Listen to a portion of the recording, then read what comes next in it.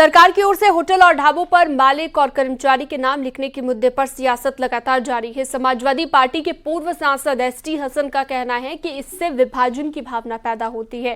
Supreme court पहले ही मना कर चुका है। इवन जो ठेले पे फल बेच रहे हैं उनके भी नाम लिखवा दें आप, उसको सुप्रीम कोर्ट ने इस चीज को मना किया। सुप्रीम कोर्ट का आदेश है। हम खाने पीने को हिंदू मुसलमान में ना बांटे तो ज्यादा अच्छा है। सबको मालूम रहता है कि ये मुसलमान का ढाबा है या हिंदू का ढाबा है, लेकिन कुछ लोग ये जरूर है कि भाई दूसरे नाम से चलाते ताकि उनकी सेल बढ़ जाए।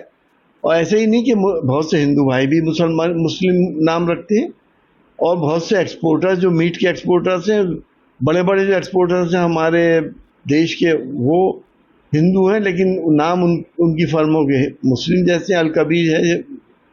तो ये बातें कहीं ना कहीं सोसाइटी में डिवीजन करती है। आखिर क्या हमारा चुनाव, हमारे बाई इलेक्शंस हमारी आपसी सौहार्द से भी बढ़ के हो गए? हमें इस बात की परवाह ही नहीं है कि हम आपसी सौहार्द को कहां लिए जा रहे हैं।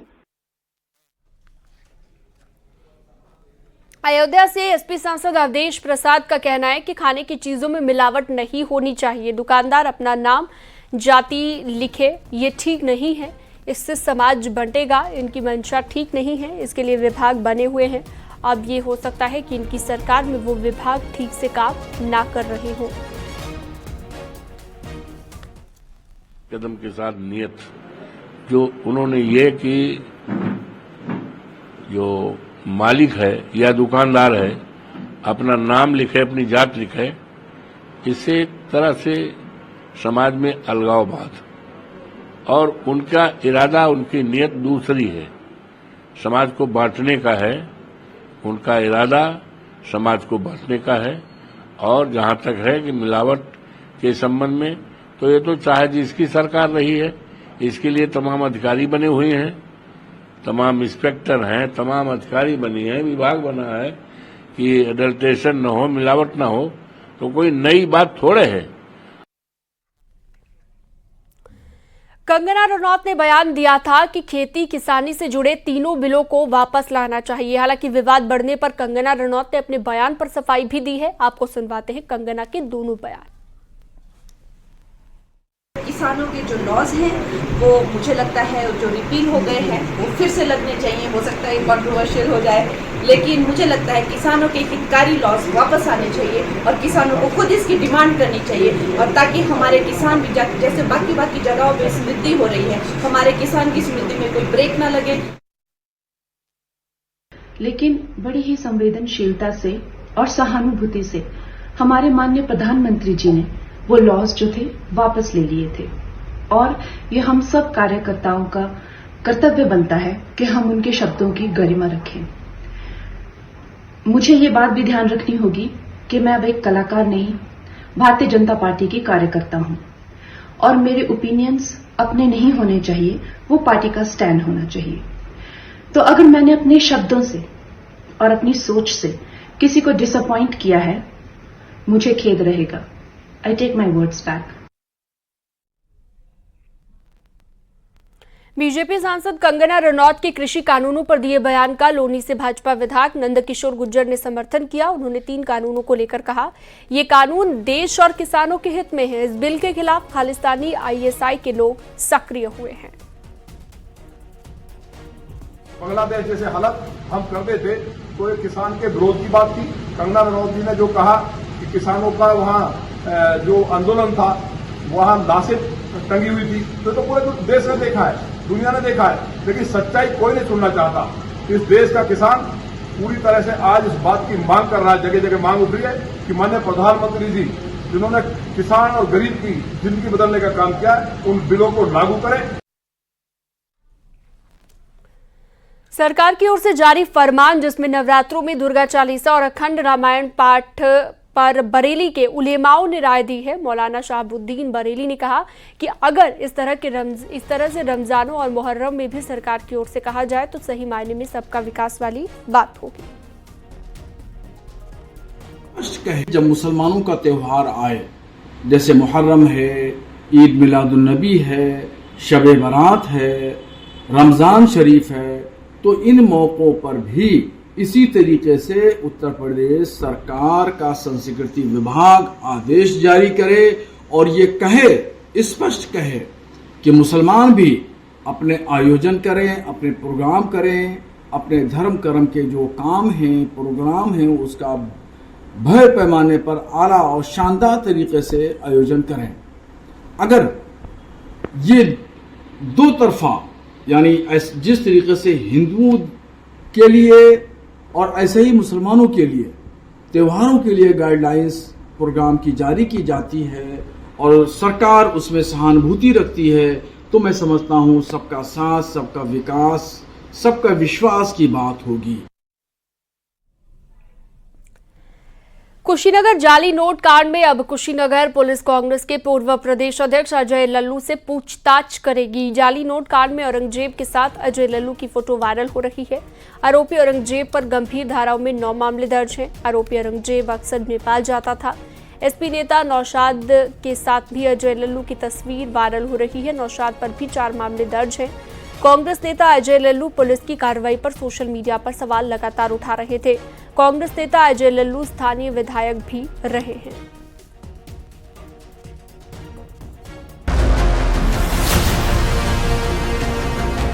गुंडागिर्दी इनकी पहचान थी, अराजकता इनकी पहचान थी। अगर इनके इतिहास के पन्नों को लड़ते हुए आप जाएंगे तो बहनों और भाइयों, काले कारनामों से इनका पूरा इतिहास भरा पड़ा है। अयोध्या से कन्नौज तक, संभल से कुशीनगर तक, लाल टोपी वाले नेताओं के काले कारनामे जग जाहिर हो चुके हैं। काले कारनामों से इनका पूरा इतिहास भरा पड़ा है। लाल टोपी है लेकिन काले कारनामों के लिए लोग जाने जाते हैं। लाल रंग में मत उलझिए, लाल रंग मां दुर्गा का है, लाल रंग सिंदूर का भी है। योगी बार बार कहते रहे लेकिन अखिलेश को यकीन नहीं हुआ। अब कुशीनगर से जो तस्वीर आई है, सपा अध्यक्ष को आंख कान नाक खोलकर देखनी चाहिए।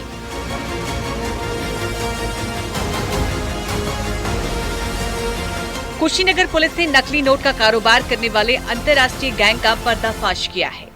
इस गैंग के 10 सदस्यों को पुलिस ने गिरफ्तार किया है, जिसका मास्टरमाइंड कोई और नहीं बल्कि लाल टोपी वाले नेता रफीक खान उर्फ बबलू है। जाली नोटों में डील करने वाले ये 10 शातिर बदमाश है, जो गैंग है इनका, इनके पास से नेपाली करेंसी भी मिली है और इनके मूवमेंट की सूचना भी हमारे पास मिली है, जिसपे हमारी टीम काम कर रही है। फिलहाल इस गैंग के 10 लोगों की अरेस्टिंग हुई है, लेकिन इनके अन्य साथी भी हमारे रडार पर है। इसमें अन्य भी कार्रवाई करवाई जा रही है और जितने भी ऐसे लोग हैं जो इस तरीके के कार्रवाई कर रहे हैं, इन सभी को पकड़ के जेल तो भेजा ही जाएगा। फिलहाल पुलिस ने पूरे मामले की जांच शुरू कर दी है, लेकिन जो खुलासे हुए हैं वो बेहद ही चौंकाने वाले हैं। इनसे 5,62,000 रुपए के जाली नोट बरामद हुए, 10 तमंचे और 4 सुतली बम भी बरामद हुए, 30 जिंदा कारतूस और 12 फायर कारतूस मिले, 2 लग्जरी गाड़ियां और अन्य सामान बरामद हुए हैं। समाजवादी पार्टी नेता रफीक खान का नेपाल, यूपी, बिहार और बॉर्डर इलाकों में जाली नोट का नेटवर्क था। रफीक अहमद पर जिलों के कई थानों पर 11 गंभीर आपराधिक मामले दर्ज हैं। अब जब रफीक की गिरफ्तारी हुई है तो सियासी बयानबाजी भी शुरू हो गई है।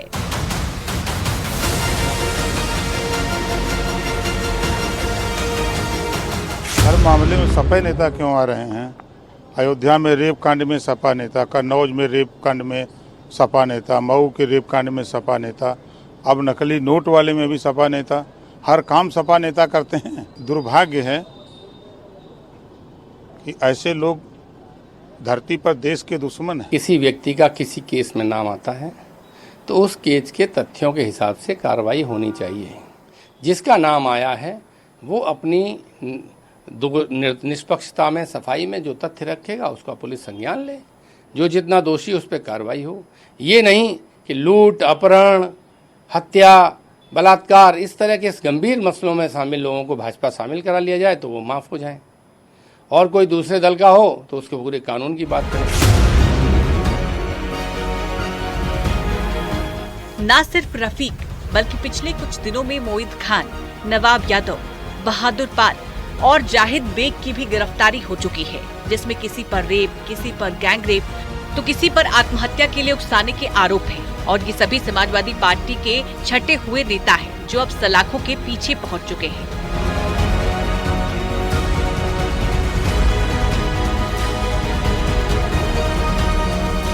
Bureau report, news 18।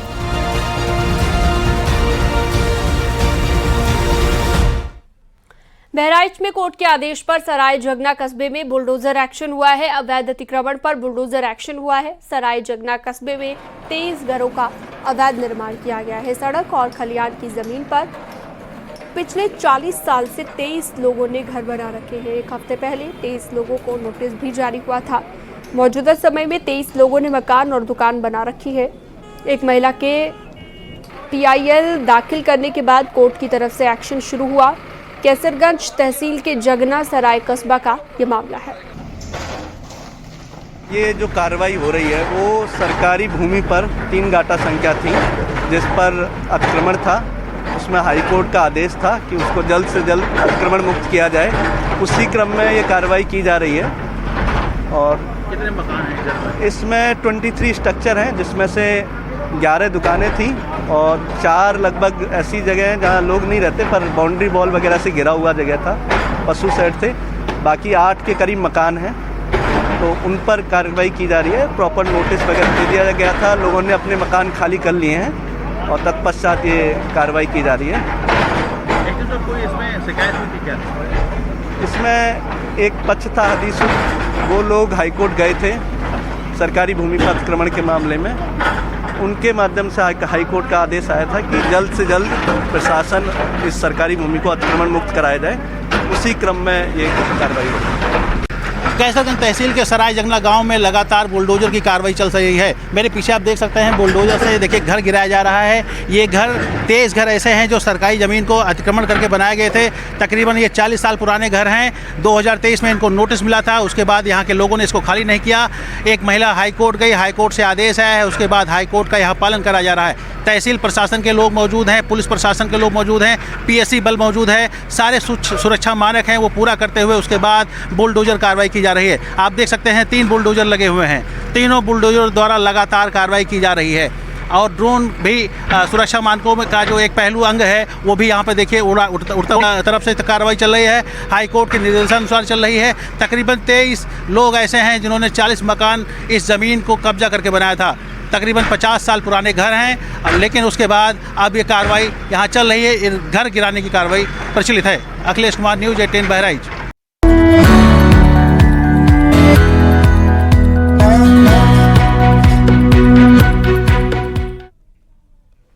Greater Noida में इंटरनेशनल आगाज हुआ और इस मौके पर उप जगदीप धनखड़ भी मौके पर मौजूद रखे। साथ ही CM योगी आदित्यनाथ ने वियतनाम के कलाकारों से मुलाकात की है। कार्यक्रम के उद्घाटन में उपराष्ट्रपति ने CM योगी की तारीफ की। CM योगी ने स्टेज शो में 70 से ज्यादा देशों से आए निवेशकों का स्वागत किया। CM योगी ने कहा कि यूपी में 96 लाख MSME यूनिट हैं, जो कृषि के बाद सबसे ज्यादा रोजगार देने वाला क्षेत्र है। उन्होंने कहा कि कई MSME यूनिट बंद होने की कगार पर थी, लेकिन सरकार की पहल से उनमें फिर से जान आई है। आपको बता दें 29 सितंबर तक इंटरनेशनल ट्रेड शो चलेगा और इसमें लगभग 10,000 करोड़ रुपए के व्यापार की उम्मीद जताई जा रही है। आत्मनिर्भर भारत की परिकल्पना को साकार करने के प्रधानमंत्री जी के विजन को जमीनी धरातल पर उतारने के लिए हम लोगों ने जिन कार्यक्रमों को आगे बढ़ाया उसमें 1 डिस्ट्रिक्ट 1 प्रोडक्ट के रूप में सभी 75 जनपदों का कोई यूनिक प्रोडक्ट होगा और उसके प्रोत्साहन के लिए, उसकी ब्रांडिंग के लिए, उसकी मार्केटिंग के लिए, उसके टेक्नोलॉजी से जोड़ने के लिए, उसकी डिजाइनिंग के लिए, उसकी पैकेजिंग के लिए हम लोगों ने जिस अभियान को आगे बढ़ाया वही आज देश के अंदर ODOP के रूप में, वन डिस्ट्रिक्ट वन प्रोडक्ट के रूप में देश के अंदर, दुनिया के अंदर जाना जा रहा है। केवल प्रधानमंत्री मोदी जी के भारत की अर्थव्यवस्था को $5 ट्रिलियन की अर्थव्यवस्था बनाने के अभियान में उत्तर प्रदेश भी $1 ट्रिलियन की इकोनॉमी की दिशा में तेजी के साथ आगे बढ़ करके आज ग्रोथ इंजन के रूप में दिखाई दे रहा है। ये वही यूपी है जो आज से 7 वर्ष पहले देश के विकास का बैरियर माना जाता था। आज यह देश के विकास का एक ग्रोथ इंजन के रूप में जाना जा रहा है। इसमें MSME सेक्टर की एक बड़ी भूमिका है और हम लोगों को इस बारे में जरूर ध्यान में रखना होगा कि कोई भी बड़ा औद्योगिक निवेश बिना MSME बेस के आगे नहीं बढ़ सकता। और ये सौभाग्य का अवसर है कि उत्तर प्रदेश के पास देश का सबसे बड़ा MSME का बेस मौजूद है। इंटरनेशनल ट्रेड शो के आगाज के बाद सीएम योगी ने भारत में वियतनाम के साथ मुलाकात भी की है। वियतनाम से आए साथियों के साथ और वियतनाम के राजदूत के साथ भी मुलाकात की है। तो ग्रेटर नोएडा में ट्रेड शो का आगाज हो गया है। वियतनाम के राजदूत से मुख्यमंत्री योगी आदित्यनाथ की मुलाकात की ये तस्वीर इस वक्त हम आपको दिखा रहे हैं। तो वियतनाम के राजदूत से मिले हैं सीएम योगी, जैसा कि आप तस्वीर में देख पा रहे हैं। मुलाकात हुई है, बातचीत हुई है, कई अहम विषयों को लेकर चर्चा की गई, बातचीत की गई।